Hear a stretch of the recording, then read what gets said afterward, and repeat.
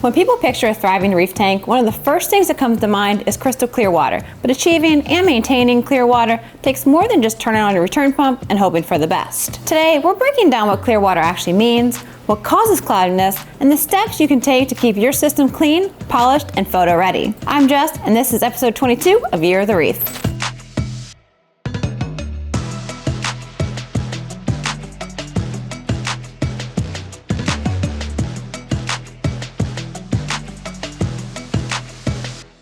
First, let's define what we mean by clear water. We're not just talking about the absence of particles. Truly clear water is also free of discoloration, excess nutrients, organic waste, and microscopic contaminants that can degrade water quality over time. It's the result of a well-balanced ecosystem where mechanical, chemical, and biological filtration are working together and where routine maintenance keeps everything running smoothly. Mechanical filtration is your first line of defense. This is where we physically remove particles, uneaten food, detritus, and floating debris before they have a chance to break down and cloud your water. Start by keeping your filter socks clean. Make sure to rinse or replace them every 2 to 3 days. Letting them clog not only reduces flow but also allows trapped organics to decay, contributing to yellowing water and nutrient spikes. You should also regularly vacuum detritus from your sump, especially in areas where flow is low. Any debris that sits for too long will begin to break down, adding both cloudiness and excess nutrients to the system.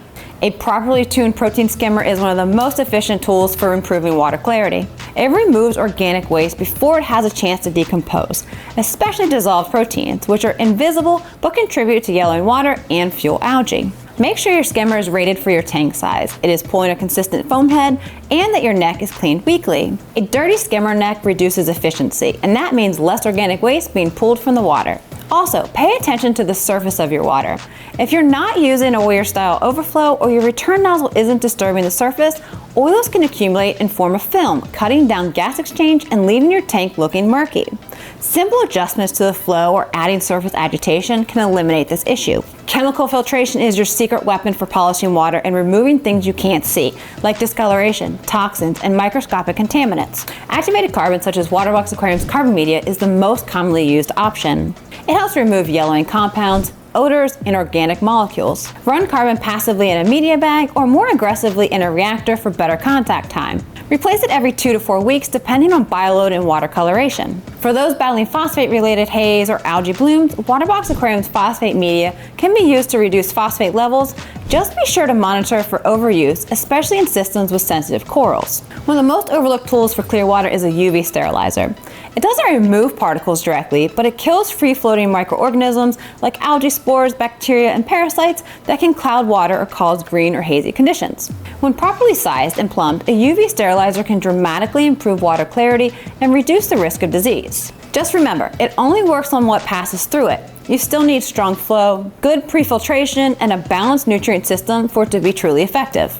If you're enjoying this video, make sure to hit that subscribe button and turn on notifications as we're dropping new videos like this weekly. Even the best equipment won't keep your water clear if you're not keeping up with routine care. Regular water changes are essential for removing excess nutrients and replenishing trace elements. It is also important to clean your sump, power heads, and return pump regularly to prevent the buildup of detritus and biofilm. Chemical filtration media like carbon or phosphate removers should be replaced or recharged on schedule to maintain effectiveness. Consistently monitoring key water parameters ensures that your system remains stable and predictable. Cloudy water can also result from bacterial blooms, which are often triggered by overfeeding or sudden changes in nutrient levels. If your water becomes cloudy suddenly, it is a good idea to check your feeding habits, inspect your equipment, and test for ammonia or nitrite, especially in newer tanks or after large cleanings. To maintain long-term clarity, always use RODI water with a TDS reading of 0 for both top-off and saltwater mixing. Impurities in source water are a common cause of persistent haze.